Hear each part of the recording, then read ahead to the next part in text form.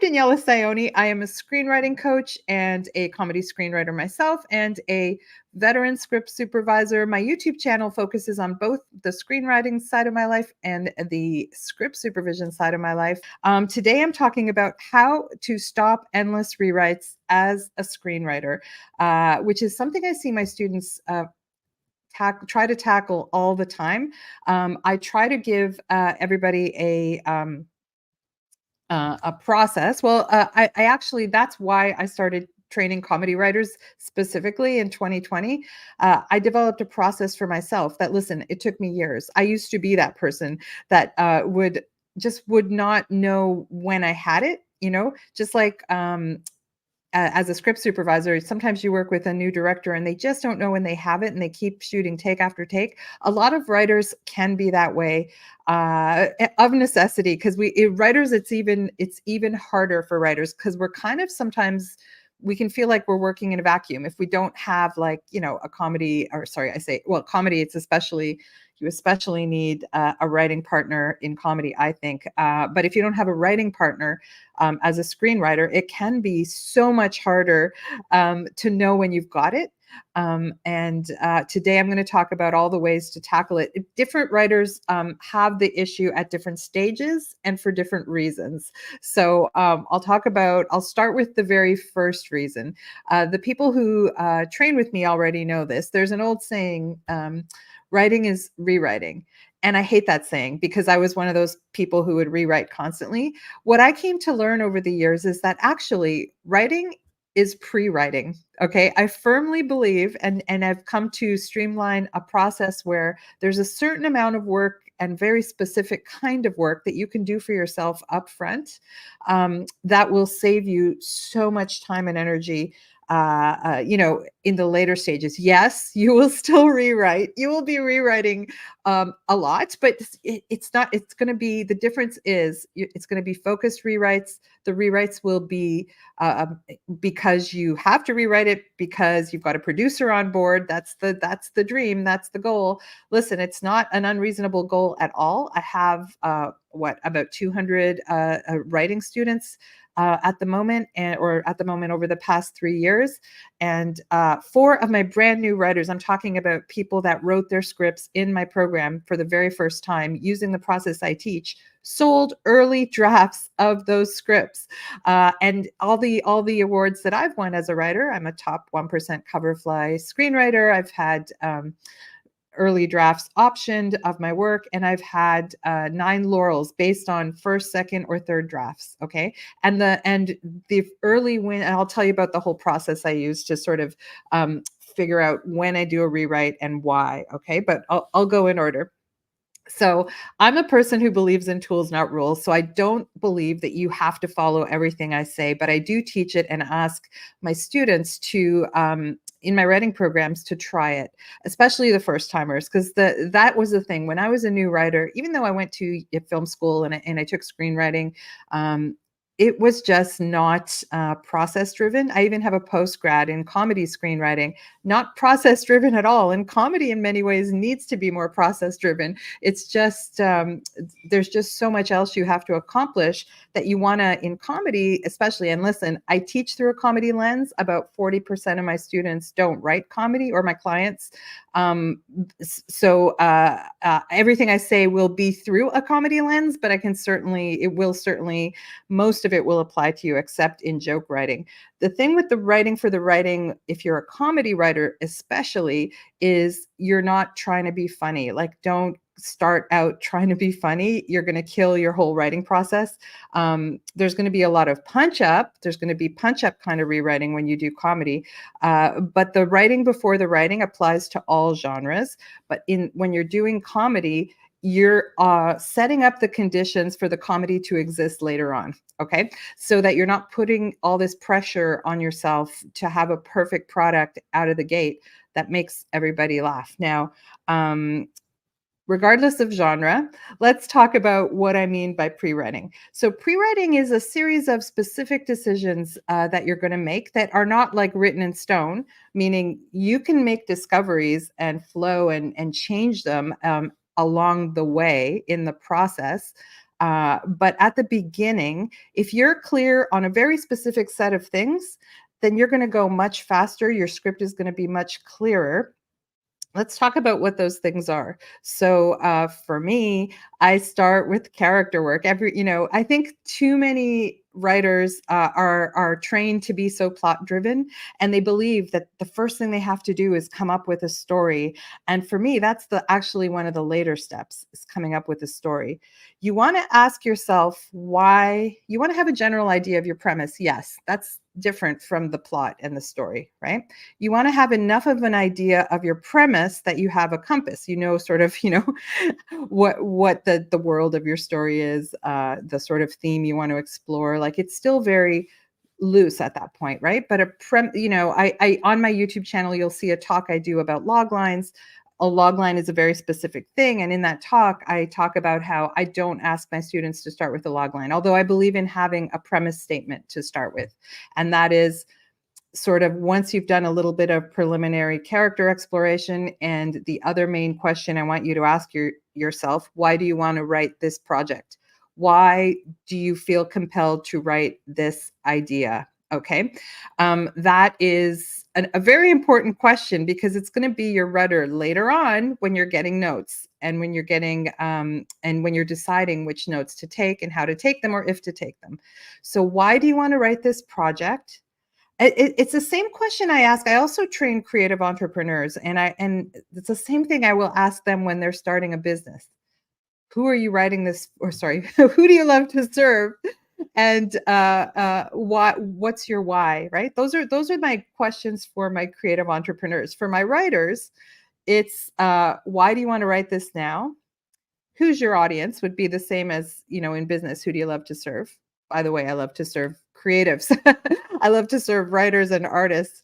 So that's why it may look like I have a million niches, but they're all serving the same audience. Creatives, either writers or people who like to work on film set, directors, and creative entrepreneurs. So why do you want to make this project? Very important thing to ask yourself, because it'll drive you through. It'll get you to the finish line on your script. It'll give you a compass for like what is important to you about this project. And you're going to hone this. You're going to hone this as you go along and make discoveries and go, oh, I thought I was writing this for this reason, but it ended up really like a stronger reason within that larger reason emerges, right?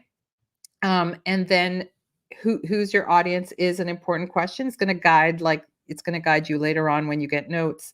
Well, that would apply if this were like a family rated CBC show, but it wouldn't apply because I intend this to be a streaming service kind of R-rated thing, which is something I come up against a lot in my own writing. The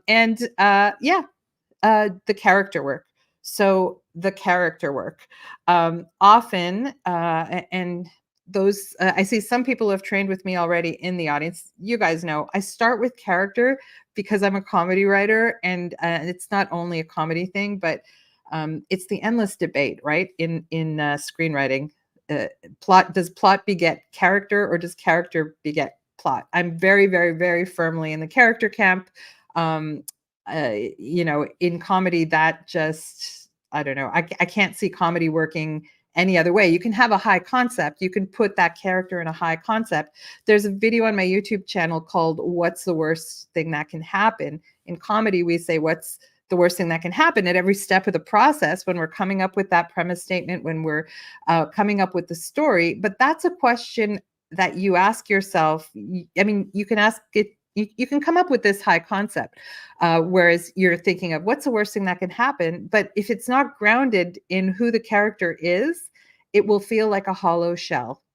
People ask me like, do you like Save the Cat? Do you like the sequence approach? Do you like the hero's journey? All of that.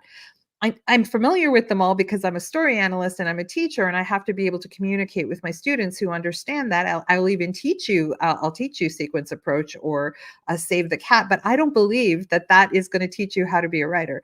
I believe that those are tools that if you combine it with a solid understanding of character and why you want to write, that those are tools that can help you, especially if you're structurally challenged, especially if you're a newer writer and you want to learn what sort of industry expectations are. But I believe you can break all those rules too. It's not about that. As long as you have a solid character, as long as you have an emotional through line, which will come from that character work, as long as you uh, keep working, you have a decent level of craft, which as a teacher, that's the easy part to teach. A solid level of craft is not a hard thing to learn, but then how you bring your own personal voice into that. Yes, your premise is important, but it'll be grounded very strongly in that character work.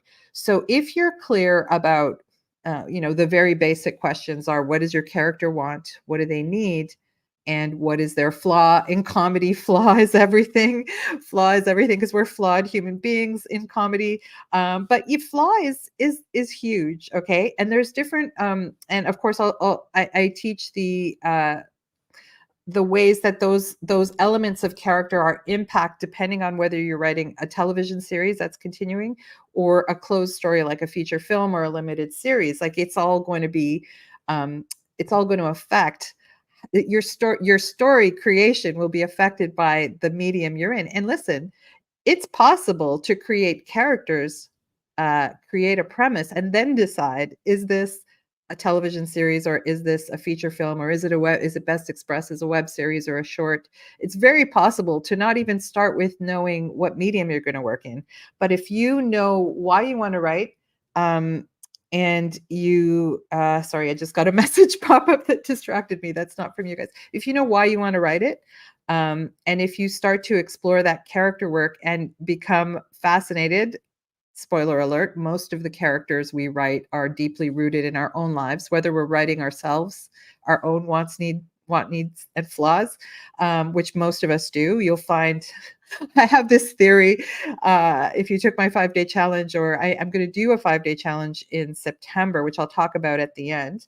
But if you take that challenge, I talk about how most showrunners that I've worked with on the shooting floor as a script supervisor, most of them have lead characters in their shows that are them.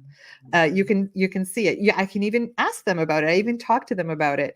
About, oh, okay, so this character is you, right? And the showrunner would be like, yeah.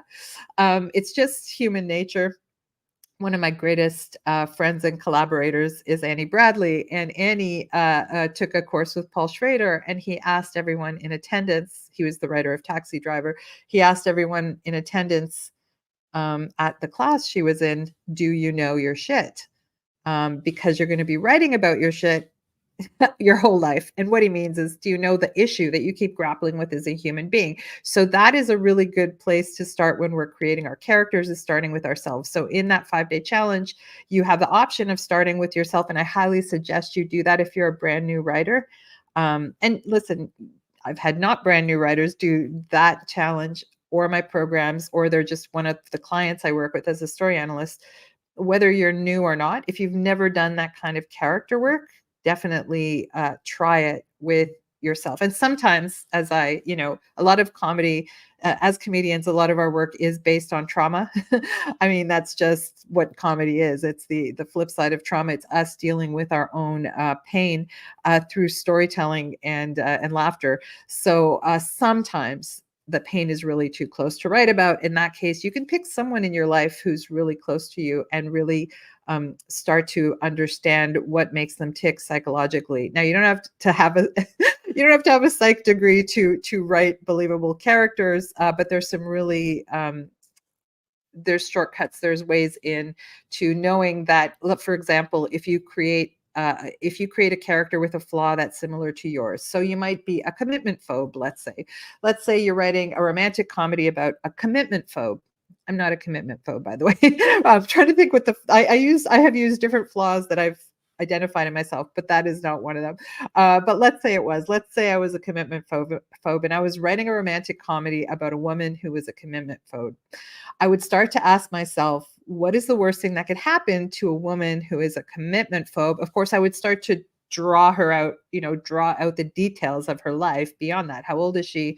What does she do for a living? What was her family like? I'll start to create a little bit of a history. It doesn't take that long. It's not as intense as there's a really great classic screenwriting book from the 40s called The Art of Dramatic Writing by Lajos Egri. I don't know how to say his name. He trained a lot of the big Hollywood screenwriters from back in the day and playwrights, and it's all very based in Stanislavski's work with actors. It's all very organic, creating a backstory for your characters. You don't.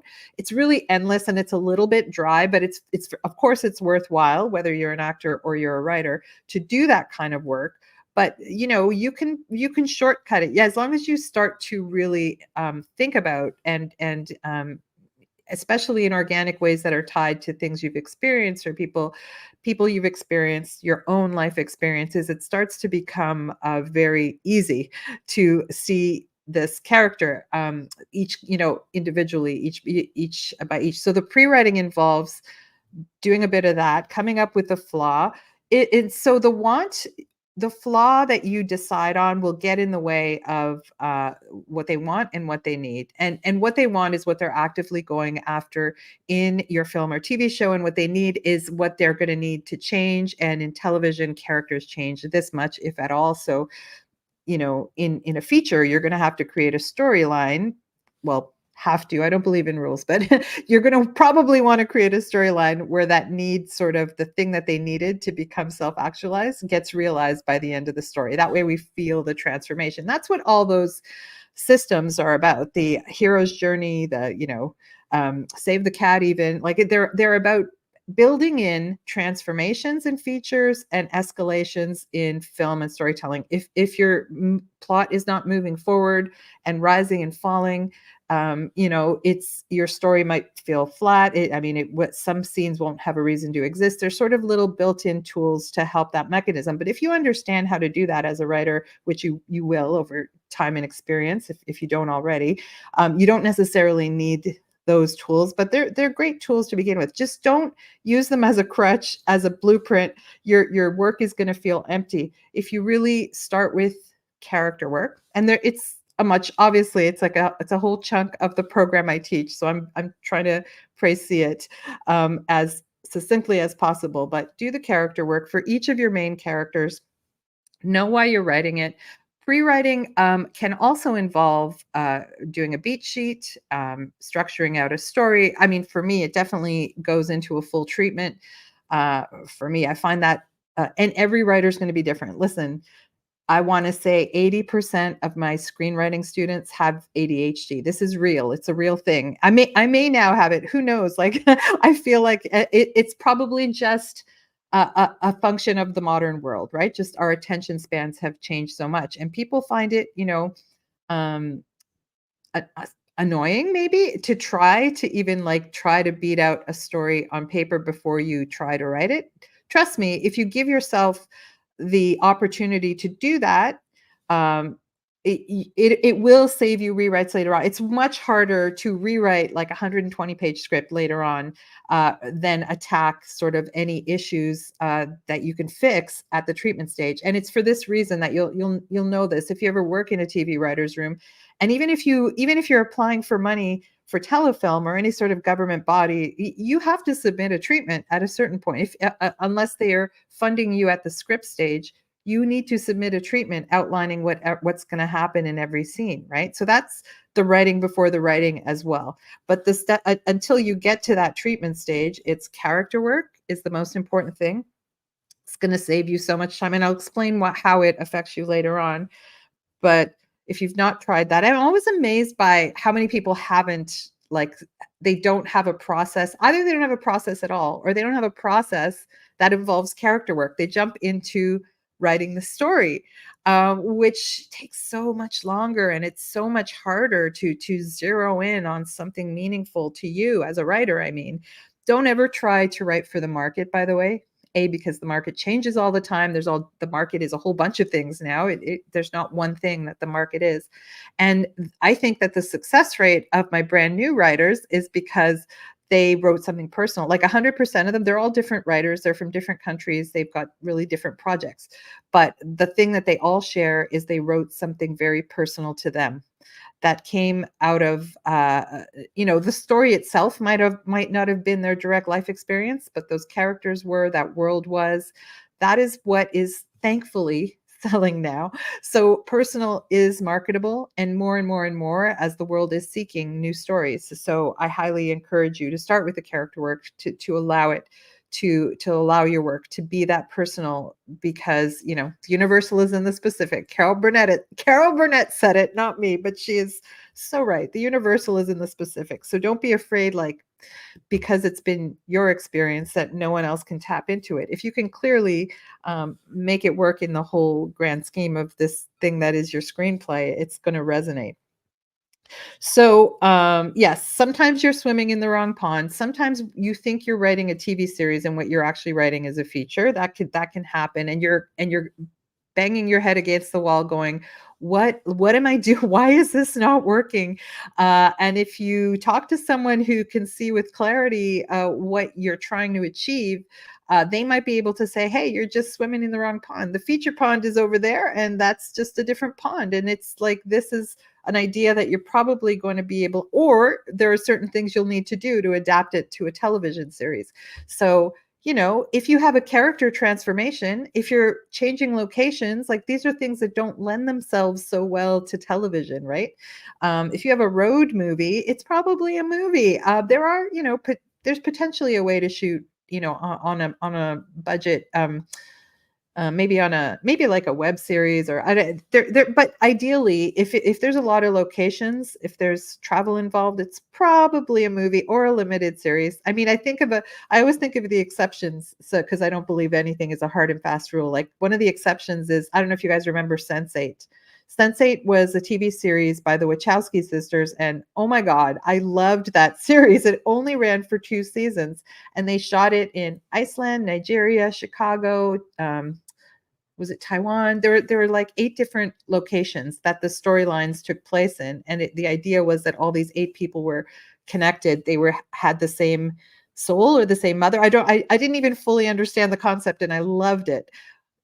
They had an immense budget. They had sort of unlimited Netflix money. As a new writer, you're not going to have that luxury. So maybe, like, at the concept stage, in the pre-writing stage, you can get feedback at that stage from someone like me, or someone you trust, like a teacher, an analyst, a friend, a friend who might have some uh, understanding of how story works, right? But stop and think, am I swimming in the right pool, in the right pond? Is this the right, am I trying to do something in a TV series that would be best expressed in another medium? Um, these are questions that, if you ask them of yourself, of your work, with people you trust at an early stage, or you might even realize it yourself. Listen, this just happened to me. I teach mostly half-hour comedy pilot writing. Like, I teach feature film writing as well, but I rarely, when I teach TV, I'm not so in tune with 1 hours. Okay, I have a lot of clients who write 1 hours. I'm able to analyze them, but as a writer, I don't feel an affinity to 1 hours, right? Mostly because I like leaning into the comedy, and it's really hard to sustain comedy for a full hour. Now, as a script supervisor, I worked on Suits, which was a dramedy, and we, of course, sustained that for a full hour. And dramedies do work as 1 hour. Anyway, I'm telling you this because I'm working with a writing partner on a new idea that we were convinced was a half hour. And we wrote it, using the process that I teach. And so we wrote it pretty quickly. Thankfully, because we gave ourselves, and we started writing in February, and we gave ourselves until June to have something market ready. And in the middle, I had to go and script supervise A Simple Favor 2 in Italy. So can you imagine? I was script supervising in Italy. My writing partner was here in Canada. We got together once a week to work on our script, and we did it. So, but we finished early. Like, we finished it in mid-April, late April. And we were so happy. Everything was there. We did the read through, and we were both kind of, oh my God, this is not a half hour.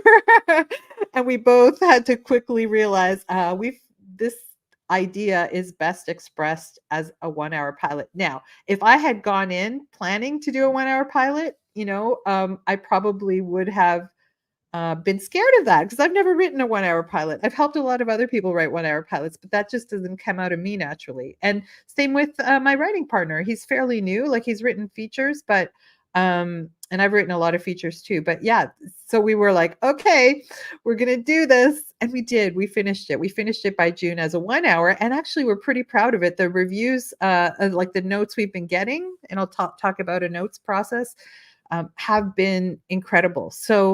Um, so it all worked out in the end. But we realized pretty late. We had a draft written before we realized we're swimming in the wrong pond. This is a 1 hour. And then we had to go a little bit back to the drawing board of the pre-writing.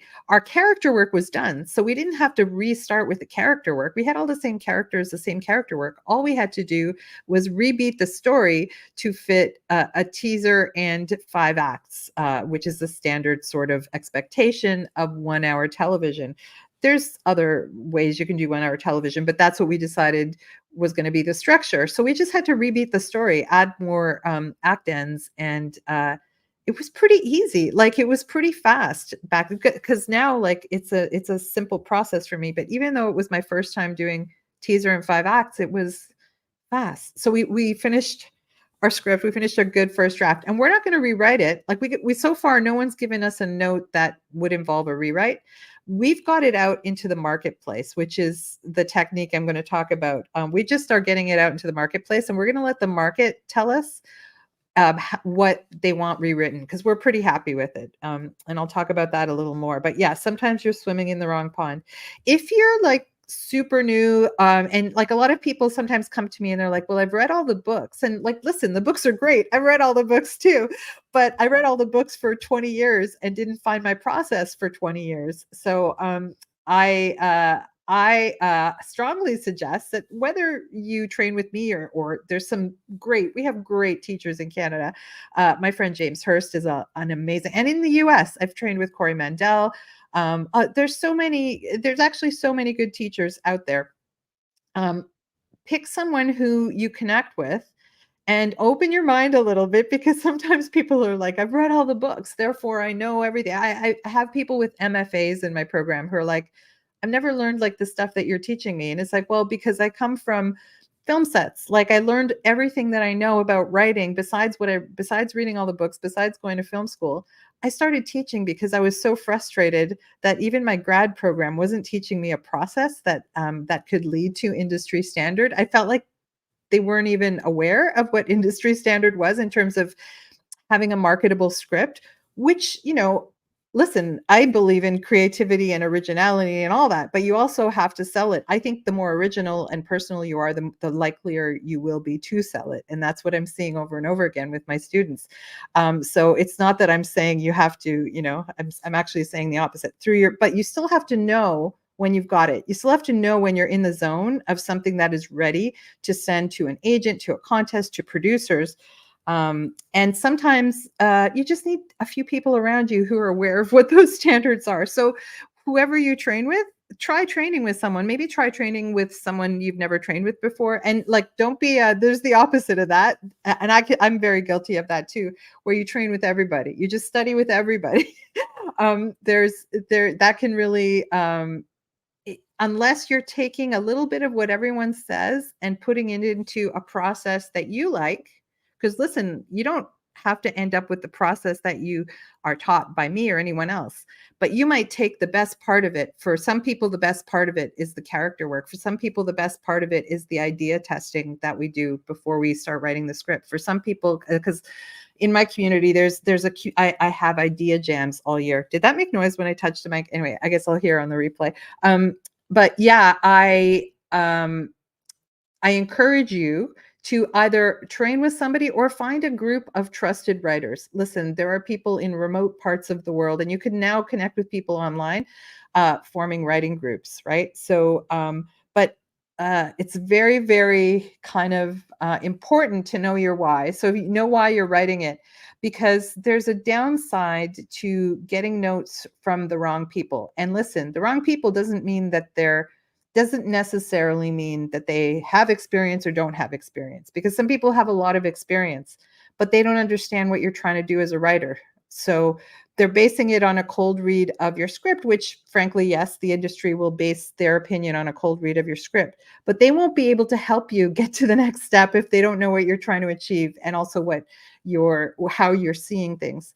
So there's a downside sometimes. Like I've had clients who went to some very expensive and very, very reputable people in LA. Like I'm talking top of the, like Oscar winning students and all that, um, who were mortified with the notes and the amount of money the notes cost, and like what they got back was not actionable to them because it had nothing to do with what they were trying to achieve.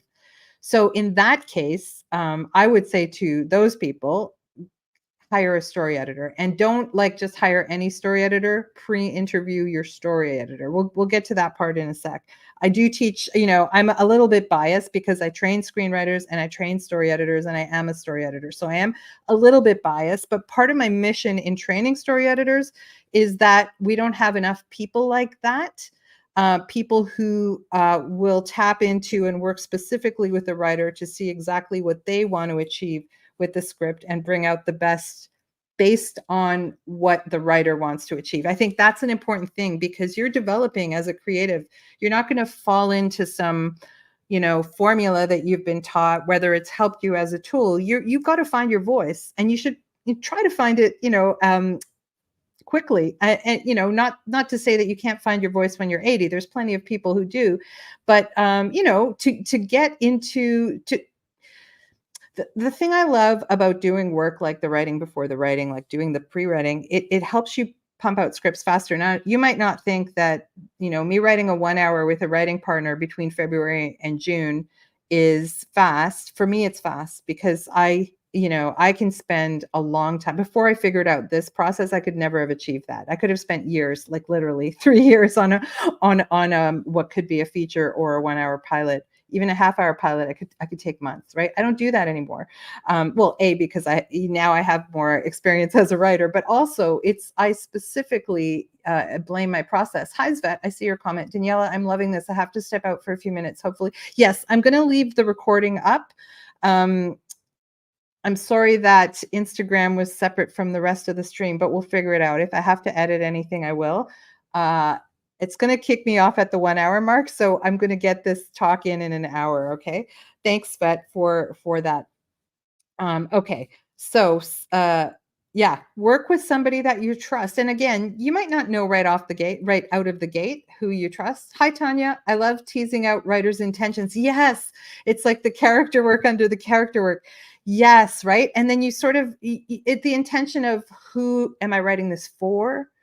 And it also gets the writer to clarify, right? So, Tanya, I think you're a story editor as well, right? Or obviously, because you said you love teasing out writers. Yeah, you want to know what they're trying to achieve because you can give them any number of notes, right? The thing that's going to help them is if it helps them get to where they specifically want to go with this project, and being able to see the sort of the potential in the writer and the project versus where it is currently on the page. It's always, I get a lot of joy out of that as a story editor. And I need that as, I need a good story editor with me. Normally how I've been solving it, because frankly, there's not, the reason I train story editors now is that there's not a lot in the world. You are informally and you love it. Great, Tanya. Yeah, totally. I love it too. It's phenomenal work.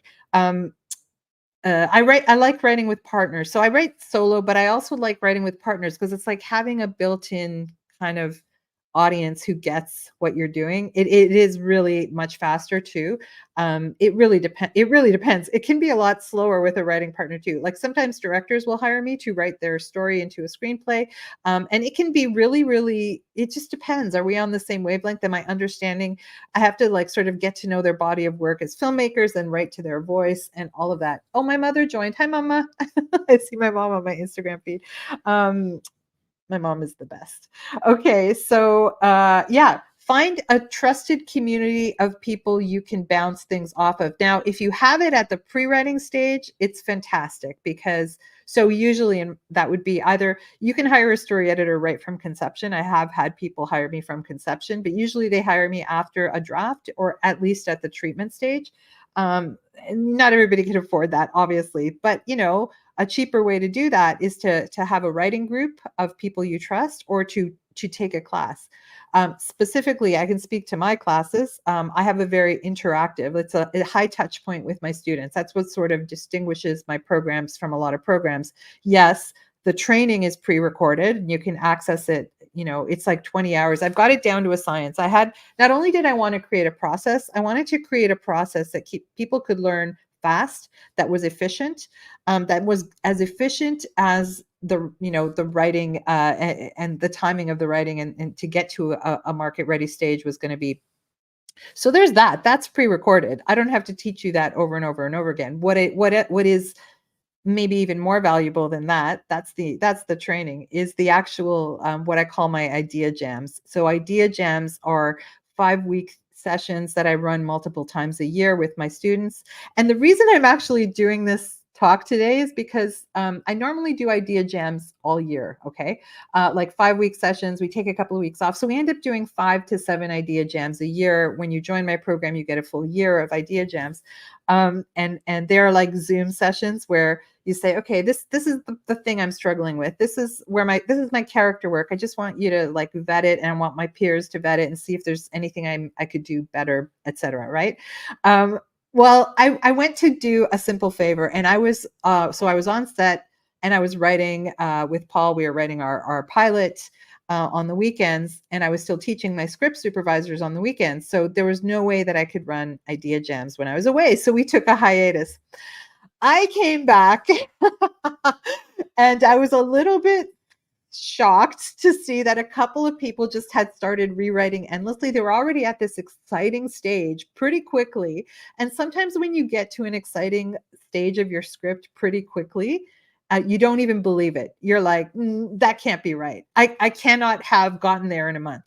There must be something wrong with it. And a couple of people rewrote so much that the joyful, wonderful thing about what I loved about their scripts, like these two people, I told them both that they were close to market ready. And I don't say that lightly. I was like, oh my God. One of them was like, it was her second draft of her half hour. One of them, it was like her first draft. I was lovely. Yeah, I was a little bit in I hadn't read, I passed the, oh, I asked like a very trusted industry friend to read one of the ones I thought was market ready. And this person is huge.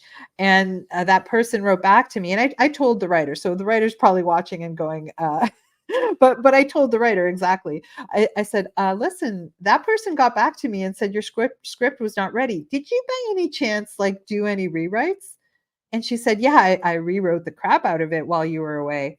And I was like, "Why? Why? What was that based on?" Anyway, so I told her the truth about that.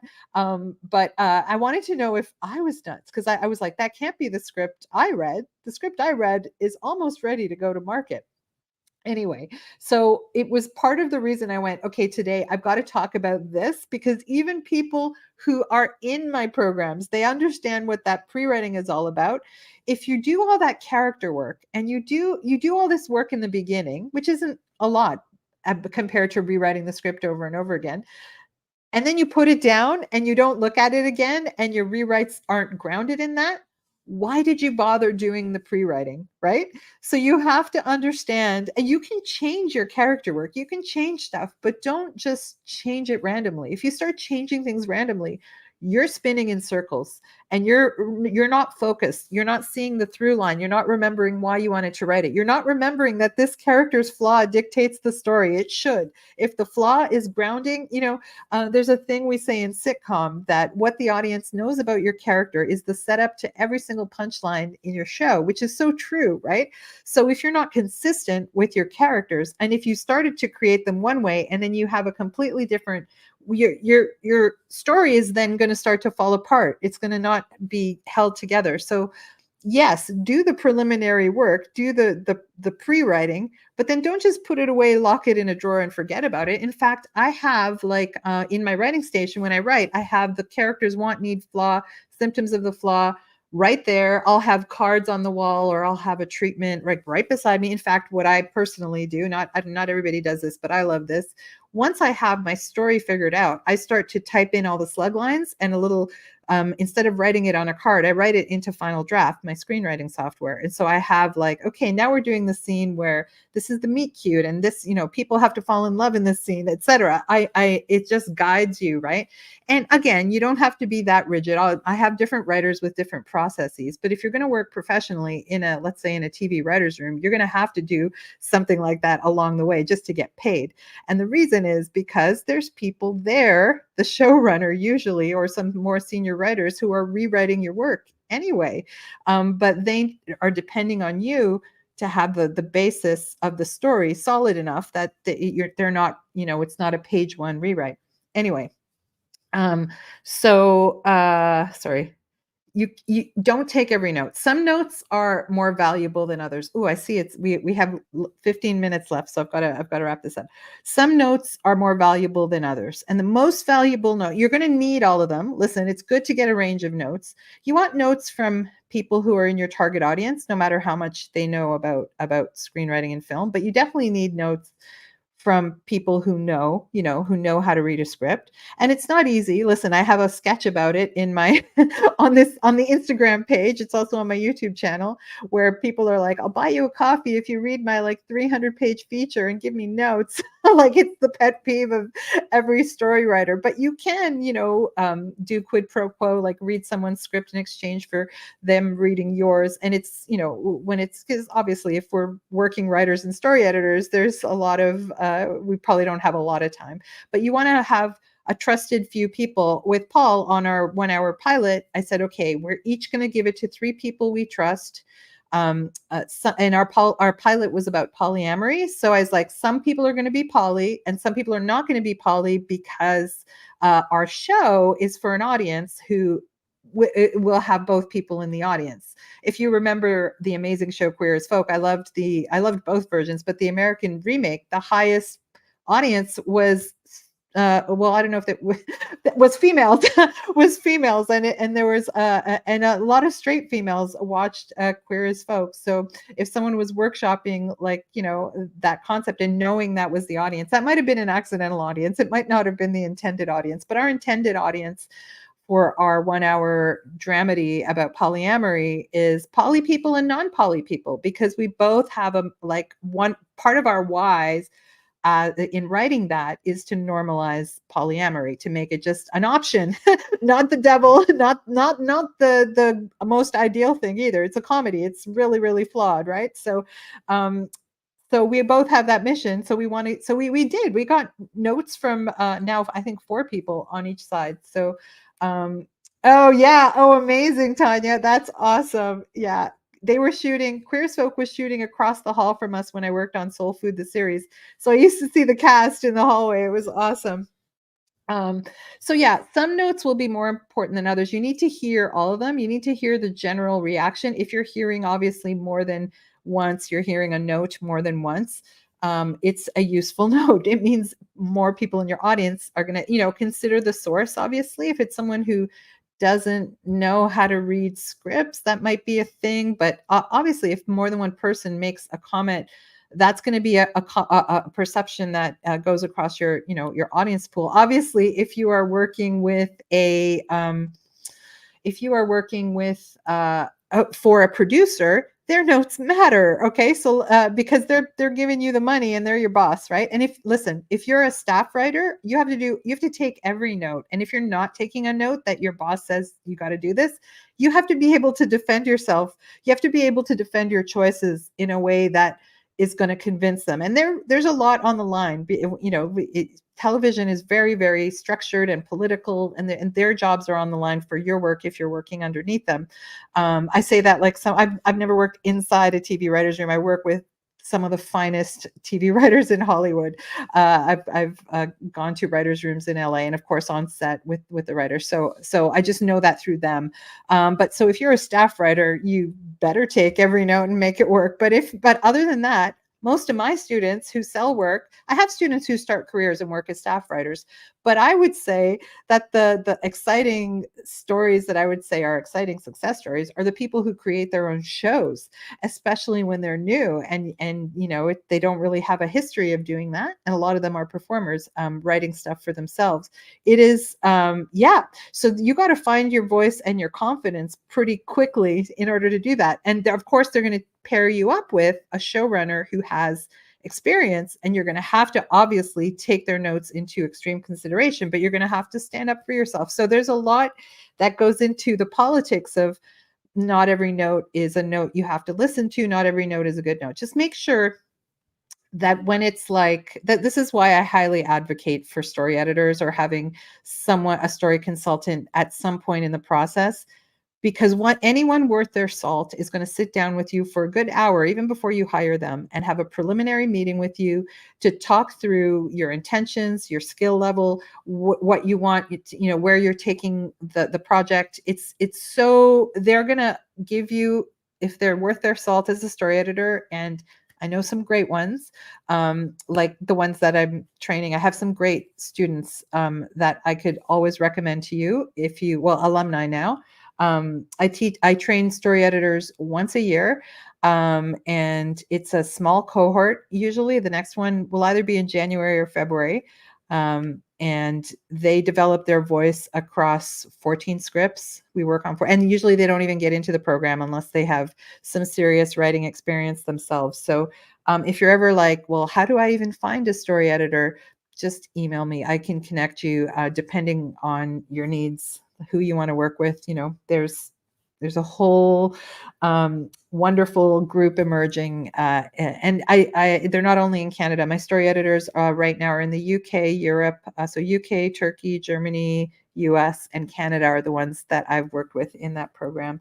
So yes, so a good note is coming from, and you want to try to stick with a consistent person, unless for some reason the relationship breaks down. You want to vet that before you hire them. That's why I'm saying talk to your person, the person that you're considering being your story editor. Talk to them for before you hire them, and make sure you're aligned. Before I even do that with when directors come to me and want to hire me to write scripts. I sometimes will spend days trying to figure out if I'm going to be able to work with this person, because it's a long relationship in that case, because you're working with them through multiple drafts, and funding for, we've got a film we wrote that has won 9 awards that I wrote for this filmmaker, and we still haven't financed it years later. How many years has it been? 4 years. So it's a long road, right? We know that if it ever gets financed, it's a great project. There's a reason it keeps winning awards. It's just it's going to involve some money, and that takes time. Okay, so yes, here's a thing that I do. So if you do feel like, okay, and here's like sort of a typical process that I would recommend. Get notes from people you trust, your teacher, your story editor, a small circle of trusted friends at the stage before you start writing. So at the treatment stage, at the beat sheet stage, if possible, at that stage, you want to also give them your character work so they can understand sort of what you're going for. That might take some skill level. That's why I think the easiest and cheapest thing to do is to take a class where that is invited and part of the curriculum. My class is definitely that. 8 minutes. Oh my God. Okay. Then write the script, do what we call the vomit pass, right? It's very normal in the industry to call it a vomit pass, but just get it out on the page. The beautiful thing about this process of the writing before the writing is that vomit pass is often delicious. It's not grossly you could eat the vomit. No, it is usually very, very good. I'm really actually delighted every time a first time writer or a writer discovering this process for the first time, when I see them go, oh my God, this came out so easily. And it might come out so easily and make sense on the page too, and even be funny. And then you might go, oh, I got to rewrite it. It can't be right. You might start to second guess yourself. And if you have people around you to say, let's read it first. So you definitely want to do some sort of reading out loud. So we do that in Idea Jams. We do that in Writer's Room in my program. Writer's Room is the higher level script development program after people do basic training in Writer's Room. But Read it out loud, ideally with actors, but you don't always have professional actors. Tanya, I missed your last story editing course. Oh, right. Oh, yeah. I'm doing it every year. It's my favorite thing I do. So I think I say that about all my courses, but it's been so incredible to see the transformations. I'm going to do a YouTube talk with some of my alumni because they're getting work. So I want to talk through that whole experience of after the course. Hi, Jackie. I see Jackie tuned in from New Zealand. Okay. Okay, 4:53, 7 minutes. Can I get this done in 7 minutes? Okay. So have someone look at your story structure and character work at that preliminary writing stage. Then write your vomit pass, hear it read out loud, whether it's with your fellow writers group or with actors on a Zoom or live, either way. We used to in pre-COVID days when I was teaching my original TV writing program live at Comedy Bar in Toronto, we used to put the first drafts up in front of a live audience at Comedy Bar with professional actors, and it was great. It's really nerve-wracking for the writer because you can hear when people do not laugh. That's really nerve-wracking. And especially if you expected them to laugh, especially for comedy. It's like stand-up. It's like, oh my God, they're not laughing at that joke that I thought was brilliant. Oh my God. It's really informative. But anyway, you start to hear how to make it better. Then you do a rewrite based on that reading. And believe me, that's the draft that Paul and I that's the draft so just to give you an idea about this marketplace thing. Once you have that draft and hear it written out loud, you'll do a little bit of a cleanup on the vomit pass. That's what I call your first draft, the cleanup of that vomit pass. It might even be before punch up, or you might actually do the punch up. If you're a comedy writer, punch up is a stage where then you make sure the jokes are you try to extract the maximum funny, but you don't do that till that point for the very reason that the characters and the story have to have integrity. Okay, they have to be solid. And I was so glad because I work with Paul Feig on set. When he told me that's his process as a writer director, I was like, high five, Paul. Like your movies are brilliant, they're so funny, and that is the process that I've come to. And he's like, yeah, that's what it has to be, even for comedy, even for what you think is the world's silliest comedy. It still has to have the character work has to be done and the story has to be there.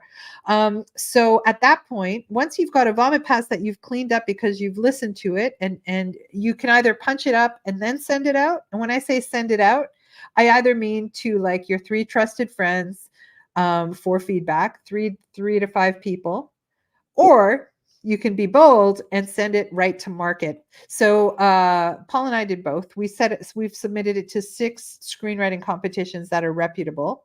We're not going to do a rewrite, and we've also sent it to one production company in New York. If the production company in New York says, yes, come in and pitch, yes, we're interested, these are our notes, we're going to listen to their notes, okay? Because we didn't send it to any production company. We sent it to a company we thought would like it, that one that we had a personal connection to. So it's not like it was a random, and it went through. Neither Paul nor I have agents, by the way. I've never had a writing agent. So funny. I'm a Writers Guild member. I work as a story analyst. I write my own stuff. I've had it optioned. I haven't had anything produced except stuff I've produced myself. I've had students sell things. I've got students with big agents. I've never even tried to get an agent, but I know the market. So I know that when I'm ready, when I'm on the verge of a sale, that's probably when I'll get an agent. But maybe not, maybe sooner. But anyway, this didn't go through an agent. It went through a personal connection of this producer in New York who we deeply respect and think will like this project. We're waiting to hear back. If that person gives us a note, we're taking the note. Okay, we're going to go a little bit over an hour. If the Instagram cacks out, I'm sorry about that, but it might not. I don't know. We'll see. This is all a big experiment for me, multi-streaming. But we won't go too far over an hour. Don't worry. We're going to hear back from 6 competitions. Listen, with my 9 laurels are for that one feature that was we submitted to 12 competitions. So 9 out of 12. Some of them we didn't even make it into the quarterfinals. You're really at the mercy. There's a talk on my YouTube channel called Strategizing Screenwriting Competitions. And it talks about the strategy we used to submit to 12 contests. At the time that I recorded that, we had heard back. We had won 6 awards by that point. But I won it after that. We continued to win awards. So what happened was we sent our first draft to the first few competitions. We didn't submit to 12 all at once. The deadlines are all different. And you might not be a fan of you have to have a budget too. Like I think we had a marketing budget of like $1,000 for screenwriting competitions, and we spent it slowly. We were very picky because not every competition is worth its salt. You got to see what you get in return for your entry. I talk about it all in that YouTube talk. So the first three wins were based on our first draft of the script. I didn't touch it. I didn't rewrite. We didn't have it in front of a production company at that point. We were just doing the market test. This was the feature. With Paul and I, we just happened to have the opportunity to send it to a production company. Listen, they might hate it. They might never talk to us. Who knows? But we felt it was strong enough. We both read it out loud and went, we think this works. Do our friends think this works? And the person who sent it to the production company on our behalf thought it worked. So that was good enough for that because they knew this producer. We sent it to 3. We got glowing reviews from 3 of our friends each. So we're pretty confident, but who knows, right? So when you win a contest, you get notes. So you get free notes. You don't have to pay for them. So even if you're a finalist, you'll get notes. So that we took those notes because those were high-level Hollywood notes. Because you don't get notes from the reader who could be anybody. You get notes from the industry judges, who are usually experienced producers or story analysts, or it's great. So those are the notes we'll take. So we took the note on the feature and wrote a second draft. I want to say the next 4 awards were based on our second draft script with those notes. And then the last few were based on a third draft. And they were each time the work to rewrite it got smaller and smaller and smaller. Okay. So that's a way of doing focused rewrites. Only you got to know in your gut through some minimal feedback from people you trust, teachers, story editors, friends in your circles, writers in your circle. You got to have some feeling like the script is at a good place, and hopefully because you've read it out loud. Now, Paul and I didn't read it out loud with actors, but he's an actor and I'm an actor, so we read it out loud ourselves and recorded it and thought about it and felt it in our gut, and we sort of instinctively said, we think this is good. And then knew, okay, now it's time to show people. And listen, if our friends who are in the business, and some are not, some are poly, some are not, said, this is really confusing, or this, Sherry says my second draft is always crap. Well, the question I pose to you, Ms. Sherry, is why are you doing a second draft? So obviously sometimes you have to do a second draft, but if you're going into it's also about how you go into that second draft. With our classmate who had done a complete rewrite on a pilot that we were starting to feel was really good when I was away in Italy. We had put her pilot through Story Editor Studio, so she got notes from like 11 story editors on her pilot, and plus she got notes from her friends who are stand-up comedians in New York and everything. So she got all these notes and her head was spinning with notes, and she did the rewrite based on everybody's notes. You can't take everybody's notes. You have to decide, grounded in your character work, grounded in what you want to achieve and who you're writing it for, which notes you're going to take, and then you're going to create a plan for your second draft. And if you apply for money, like with funding bodies or with studios, they're going to want, okay, what's your plan for the second draft? And you talk it through. So I don't know, hopefully you did that, Sherry. Hopefully you talked it through with someone and said, I'm doing a second draft because, and this is what I want to fix. And then it could be crowd. It doesn't mean it has to be out of the gate perfect, but at least it's focused because you have a direction and a vision for it. And then if it doesn't work, then you just do the third, obviously, right? But the point is not to do 5 rewrites and not to get it out before it's ready. And yeah, sometimes your first draft is stronger than you even will allow yourself to believe. It's happened to me. It's happened to other people. It's like, that can't be that good, can it? Oh my God, it's better than what I did before in my other work. So yes, it can be. It is possible. And trust your own self, trust your gut. Don't second guess yourself. Trust it when you feel like a note really doesn't apply to you, unless you're a staff writer and you have to because you have a boss who's expecting you to deliver the notes. Even, some of the greatest writers I know don't even take the studio network notes. They'll take them and they'll try to figure out the note beneath the note. They're like, okay, that's a note that is actually not workable because the studio doesn't know, but they don't know how the mechanics of this show specifically seem to work. But what are they really trying to say? Are they trying to say my script is confusing? Because I can clarify certain points, right? Like whatever so sometimes you have to look for the note beneath the note and come up with a strategic plan for that. I see that all the time with showrunners who, candidly talk to me about that. I won't tell you which one because I'm just blurting it out on the internet. Okay, yeah. So the marketplace test really works. Get it out once you believe. Listen, it can be risky to get your script out in the marketplace, especially if you send it for professional coverage services and they track those things. So I had a student who did my 5-day challenge. Oh, this is a good segue into my 5-day challenge. I had a student in my 5-day challenge who's she's an experienced writer. She was an expat, like she was a foreigner living in LA trying to get her green card to stay in LA. She did the 5-day challenge and she got an idea she loves so much. She said, I'm going to write it in 2 weeks because she was under a crunch to get her green card. She wrote it in 2 weeks, a feature. It was very funny. I didn't read her script, but her idea was very funny. And she just took a chance and sent it to a professional coverage service, which, if you don't know, they give you a score and that score lives in a database and you're judged on, well, should we read her work? Well, she took a chance and she got a 93% out of 100, which is a pretty high score from an LA coverage service. And so then she used that as the confidence to take that to a manager. That deal, the manager hooked her up with a director, put that into an option agreement, and that was the trigger for her green card. Okay, so don't underestimate what can happen if you just take action on your ideas. And she trusted her gut. She trusted that it was good enough to send to the marketplace. Yes, Sherry. And if you know the idea, I should introduce you to her because you'd love her. She's in LA.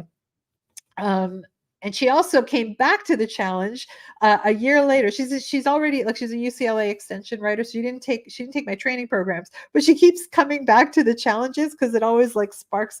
And she wrote another film that was I thought it was even better. I'm like, oh my God, if I were a director, like I would want to direct that. It's so funny. And I believe she got it optioned. I'm not sure, but anyway, it didn't matter. She had her green card. So at that point, okay. So, all that to say, I certainly can help you in terms of if you're looking for a writing course, a writing community, but I can help you at this pre-writing stage in a very cheap, low commitment, simple way called my 5-day personal film and TV comedy premise creation challenge. Yes, I do them 2 or 3 times a year, and I haven't done one since February. So I am going to do one. As I was preparing this talk, I'm like, oh my God, well, why am I not opening the challenge? So I'm going to do the next challenge on September 16th to 20th. You guys probably know the drill by now, but if you don't, I give you an exercise. It's pay what you want, by the way. Usually it's 47 US plus HST for Canadian. Actually, no, I cover the HST for Canadians, but it's 47 US usually. Now it's pay what you want because there's still people who are struggling from the last 2 years of hell that we've seen in the industry. So I say pay what you think it's worth, but it is pay what you want. Yeah, Sherry said the 5-day challenge was the best thing I ever did, flooded with ideas. I created it because I had I had the idea problem. I always often work with writing partners because I work with idea people. I can I can do the craft part, but the ideas thing is always when someone has a compelling idea, I'm like all over it, right? But it's hard for me so that's why I created the challenge for me. And then it does help me. It did help me do some solo writing projects and with my own ideas. But yeah, I give you an exercise. So it's pay what you want. You sign up. We usually get like The most we get is like 20, 25 writers in a challenge. It's not really like flooded. Sometimes we get as little as 6. Like, I don't care. It's not about numbers. It's always about the excitement of the ideas that come out the other end. So between September 16th and the 20th, I give you a challenge every single day. There's a TV challenge and a film challenge. They're different because those mediums are different. They have different story needs. There's one exercise that's in both, and it's the what's the worst thing that can happen exercise. And it's a comedy challenge. So listen, it can work for other genres, but it was specifically designed as a comedy challenge. So just know that the winner will be determined also on its comedy potential. You can still go through the challenge as an idea generator, etc. Yes, I agree. Sherry says it's worth it just to hear everyone share their ideas at the end. It's not public. Like, you have to be in the course to be on that Zoom call where everyone presents their ideas. Everyone who wants to, not everyone wants to present their ideas. Some of them just want to show up and hear the presentations. It's the best. It's the best. So it's always exciting for me to hear those ideas. So whether there's 5 people or 25 people, it doesn't matter. It's going from September 16th to 20th. It's pay what you want. There's 2 streams. You could join both. You could join one. You could join the other. It's up to you. They're different. You have to commit like half an hour a day. That's all it is. Everything I do is efficient. It's efficiency and preciseness and personal, as long as it's personal to you. Warning, if you join the TV challenge, day 1 is 1 hour and it's very intense because if you're writing a comedy TV series, there's a lot of trauma that goes underneath that, and I ask you to explore your own trauma. So trigger warning. You have there's a money back guarantee. If it's too much by the second day, just ask for your money back. I'll give it back to you. It is, but no one's ever asked for their money back, oddly. I've always had that guarantee because I've always been worried that I'm going to trigger people into, but usually, as Sherry says, have your therapist on call. I've had 3 people say they had their therapist on call and that their therapist said, "Oh, this is actually really good for you, so do this challenge." Therapist on speed dial. That's funny. Yeah, it's true. 3 people said that to me. Quite established filmmakers who did the challenge to come up with the idea for their next movie all said that to me. I'm like, and their therapist, all 3 of them encouraged them. So I was like, yeah. So that's happening. I've got the link in the link tree in my bio. I'll post it under the YouTube video. It's on the link tree on my Facebook page. I'll post something on my LinkedIn page. I hope this was useful to you. Seek me out if you want to do the challenge. I do it a couple of times a year, sometimes 3 times. It's really fun and simple and quick. Or I have my From Shtick to Script original TV comedy pilot writing intensive. By the way, if you win the challenge, you win a spot in that class for free. And if you win the film challenge, you win a free spot in my Make 'em Laugh for 90 Minutes, which is my feature film comedy screenwriting program. And both of them come with a year of idea jams and a whole bunch of other bonuses, and you get lifetime access to the training. I also have other ways you can work with me. I have somewhere on my link tree is how to get a script marketability assessment from me. I can tell you how close or far away your script is from where you want it to be. And it's actually more expensive than working with me in the program. So sometimes if people can't afford, it's not that expensive actually, but it's actually cheaper to get the training and work with me in idea jams than it is to hire me one-on-one, as I guess it should be. And that script marketability service is cheaper than hiring me as a story editor through the Writers Guild of Canada. I'm a proud member of the Writers Guild of Canada, and I love working with people on guild contracts. So that's the most expensive way to work with me, but then you lock me in with your project. You have me at your beck and call for the life of your project. I hope this helped. Thank you for helping me test out StreamYard. I'm going to have to I might have to do a test this weekend. If someone can come on live with me, maybe Sherry and I could do a test this weekend of, Sherry says you're worth every red cent. My programs are cheap, but they're not cheap. They're not cheap, but they're not what I have paid to train with some lovely, wonderful people I've trained with in the United States. So yeah, they're sort of, I would say mid-priced in the range, but they might be beyond your means.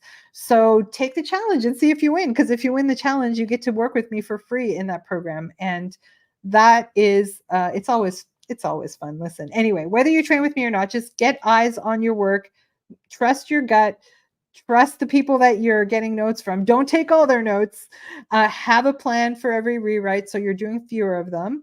And I personally, once I feel I've got a solid first draft, I don't do a rewrite until a producer or a contest or someone very, very high up in the food chain gives me notes. Thanks, everyone. You guys have been great. Thanks for sticking with me through the whole live stream. Bye.